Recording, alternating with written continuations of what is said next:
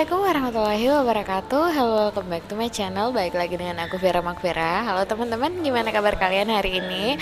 Aku harap kalian semua dalam keadaan baik. Ini udah hampir berakhir SKD ya, dan alhamdulillah tuh, ya ampun, kemarin tuh kok banyak banget sih yang dapat skor 400 dari Viracen plus Ayo CPNS Squad, dari 403, 400, 412, 414, dan itu bukan satu dua orang loh, banyak teman-teman. Dan kata mereka nih, alhamdulillah berkat tryout itu sangat-sangat melatih mental dan manajemen waktu, dua faktor yang sangat penting dalam memperoleh skor yang maksimal. Jadi bukan cuma belajar aja ya teman-teman, tapi kalian butuh mental yang bagus dan manajemen waktu yang bagus.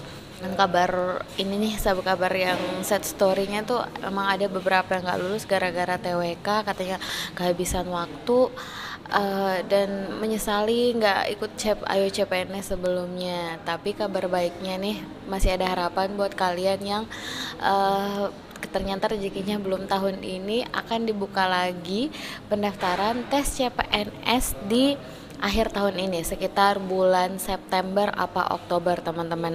Dan cukup nih kesalahannya pada saat di sesi maksudnya di pendaftaran CPNS yang tahun 2019 yang ini kan terhitung fase 2019.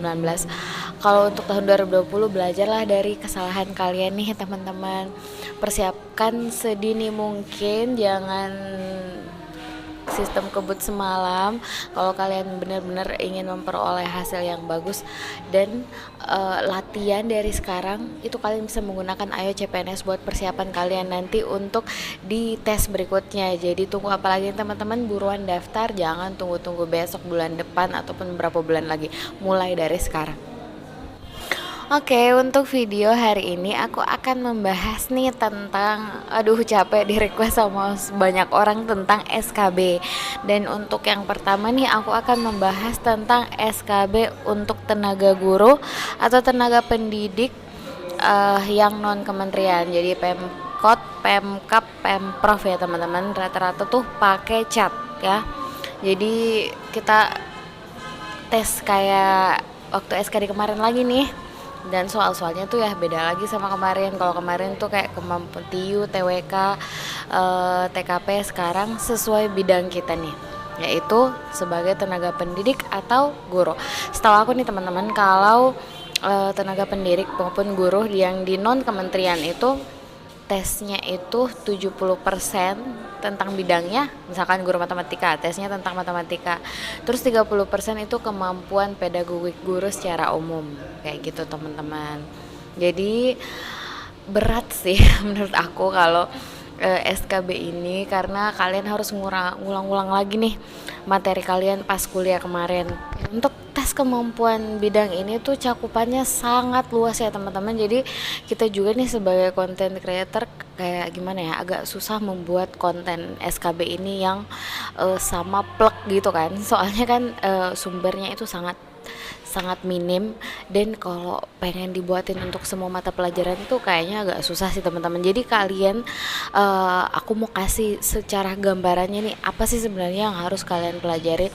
Kalau teman aku nih kemarin yang untuk guru matematika Pemkap itu, dia dapat materi-materi pada saat dia kuliah nih teman-teman, seperti geometri, trigonometri, teori graf, integral, sama turunan kayak gitulah teman-teman. Susah ya, anak matematika pasti tahu betapa susahnya materi-materi ini. Dan it's hard to say, but kalian harus pelajari lagi nih tentang integral, utamanya neneknya matematika, kakeknya apa neneknya ya. Terus teori graf itu katanya juga keluar. Jadi latihan dari sekarang, apalagi kalau kalian merasa, wah aku udah lupa nih materinya. Begitupun dengan mata pelajaran yang lain teman-teman. Kalian pelajari inti-inti dari mata kuliah kalian nih waktu kuliah. Jadi contohnya IPS, kalian pelajari apa sih yang sebenarnya inti dari IPS itu. Kalau matematika kan inti dari matematika itu trigonometri, integral, kayak gitu kan. Kalau di bidang kalian apa? Kayak gitu. Dan hari ini aku akan kasih contoh soal mengenai kemampuan pedagogik guru, which is ini secara general ya. Jadi ini bisa menyentuh setiap kalangan yang mendaftar di tenaga pendidik atau guru. Jadi yang semua mata pelajaran bisa lihat contoh soal ini. Untuk bidang masing-masing kalian kembangkan lagi nih, apa sih sebenarnya yang menjadi inti atau pokok dari bidang kalian. Oke, kita langsung aja nih di contoh soal yang pertama. Ini tuh tentang kemampuan pedagogik guru mengenai perkembangan sosial emosional peserta didik. Ya, pertanyaannya, seorang peserta didik selalu ingin mendominasi dalam suatu kelompok belajar. Dia tidak memberi kesempatan anggota lain untuk mengemukakan pendapat. Jika teman lain yang memimpin dan mengendalikan jalannya diskusi, ia memisahkan diri dan cenderung belajar sendiri. Peserta didik tersebut mengalami permasalahan dalam perkembangan apa? A. Sosial emosional, B. Kognitif, C. Moral, dan D. Spiritual. Kalau ini jelas ya teman-teman, kalau anak seperti itu mengalami masalah perkembangan di bidang sosial dan emosionalnya. Jadi jawabannya adalah bagian A. Oke, untuk soal berikutnya nih, dari pernyataan di bawah ini, pernyataan manakah yang menunjukkan satu dari 9 tahap pengolahan atau proses kognitif atau disebut dengan fase-fase pembelajaran yang mana nih? Yang merupakan fase-fase pembelajaran. Bagian A, sebelum proses pembelajaran berlangsung, diperdengarkan rekaman satu drama sosial kepada siswa. Terus bagian B, pada waktu mengajar, Pak Wardi mengharuskan siswanya mengajukan satu pertanyaan yang berkaitan dengan materi yang dibahas. Oke, yang bagian C, Pak Anto mengutamakan kualitas penetapan dan kegunaan belajar dalam proses pembelajaran. Dan bagian D, Bu Siska mengharapkan adanya perubahan tingkah laku yang berlainan dari siswanya setelah proses pembelajaran berakhir. Oke teman-teman, kuncinya di sini meskipun kalian nggak tahu apa sih itu 9 tahap dari proses kognitif siswa, kalian bisa analisis jawabannya sih pakai nalar. Oke, yang menurut aku nih jawaban yang paling benar adalah bagian A. Sebelum proses pembelajaran berlangsung, diperdengarkan rekaman satu drama sosial kepada siswa. Kenapa? Karena dalam fase pembelajaran itu, kalau misalkan kita masih ingat-ingat nih, pasti ada proses pemberian stimulus nih kepada siswa supaya merangsang rasa ingin tahu mereka kayak gitu, dengan diputarnya salah satu rekaman drama gitu kan. Anak-anak bisa bertanya, bisa rasa ingin tahunya tuh bisa ditingkatkan dengan hal itu. Dibanding bagian B, pada waktu mengajar Pak Wardi mengharuskan, ini tuh kayak salah satu ini bukan keseluruhan proses sih kalau yang bagian B menurut aku. Terus yang bagian C itu ini bukan proses juga, dan bagian D itu lebih kepada hasil yang diinginkan. Jadi jawabannya adalah bagian A tuh kalau pakai nalar. Oke, kemudian contoh soal berikutnya.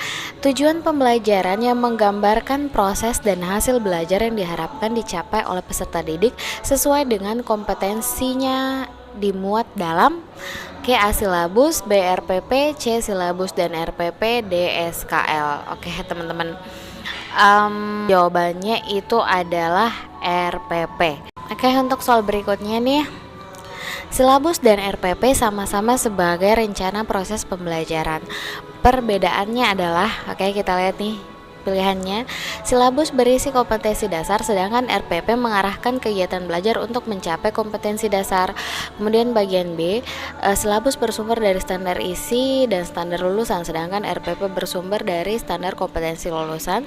Terus yang bagian C, RPP dibuat oleh setiap guru, sedangkan silabus dibuat oleh tim guru. Terus yang bagian D, RPP dan silabus keduanya disusun oleh setiap satuan pendidikan. Oke. Kalau bagian D itu udah pasti bukan ya, kan ditanyakan adalah perbedaannya. Terus yang bagian C, RPP dibuat oleh setiap guru, sedangkan silabus dibuat oleh tim guru. Ini juga nggak selamanya kayak gitu ya teman-teman. Terus yang bagian B, silabus bersumber dari standar isi. Oh, ini udah pasti enggak ya teman-teman. Terus yang bagian A, silabus berisi kompetensi dasar. Ini benar. Sedangkan RPP mengarahkan kegiatan belajar untuk mencapai kompetensi dasar. Jadi silabus itu isinya kompetensi dasar, sedangkan RPP itu dia tuh kayak rancangan kegiatan untuk mencapai kompetensi dasar yang ada dalam silabus itu loh teman-teman. Jadi jawabannya adalah bagian A. Oke, untuk soal yang berikutnya Ini agak beda ya sama bahasa SKD. SKD tuh banyak triknya teman-teman kalau, tapi kalau ini tuh bener-bener apa yang pengetahuan memanggil kembali lagi long term memory kalian. Kalau emang nggak bisa analisis pakai cara aku yang tadi. Terus yang soal berikutnya nih, teori belajar yang menyatakan bahwa pembelajaran dipandang bukan hanya sekedar mendapat stimulus dan menghasilkan respons yang mekanistik, tetapi pembelajaran juga melibatkan kondisi mental di dalam individu pembelajar yang berhubungan dengan persepsi, perhatian, dan motivasi adalah teori belajar apa itu. Jadi pada saat kuliah nih teman-teman yang ambil jurusan pendidikan pasti udah mempelajari tentang teori-teori belajar. Kalian buka-buka lagi tuh bukunya, teori belajarnya Brunner, Piaget, masih banyak lagi deh. Kalau di sini teori belajar yang dimaksud itu adalah teori belajar yang kognitif ya. Karena di sini tidak hanya stimulus dan respon, tapi juga kondisi mental seperti motivasi, persepsi, dan perhatian. Itu teori belajar kognitif nih teman-teman. Jadi apa ya, harus baca-baca lagi materi-materinya, apalagi untuk bidang-bidang yang khusus nih untuk kalian. Aku juga ada bocoran nih buat teman-teman yang dari jurusan uh, penjas ya, pendidikan jasmani itu. Katanya teman aku kemarin itu dia dapat soal-soal tentang fisiologi. Jadi kayak bukan kayak berapa sih pengaturan lapangan, bukan kayak gitu loh teman-teman, tapi lebih kepada otot, detak jantung, lebih kayak kesehatan fisik seperti itulah. Jadi kalian pelajari lagi tentang materi-materi itu. Oke teman-teman, itu tadi sekilas gambaran mengenai tes SKB untuk tenaga pendidik atau guru.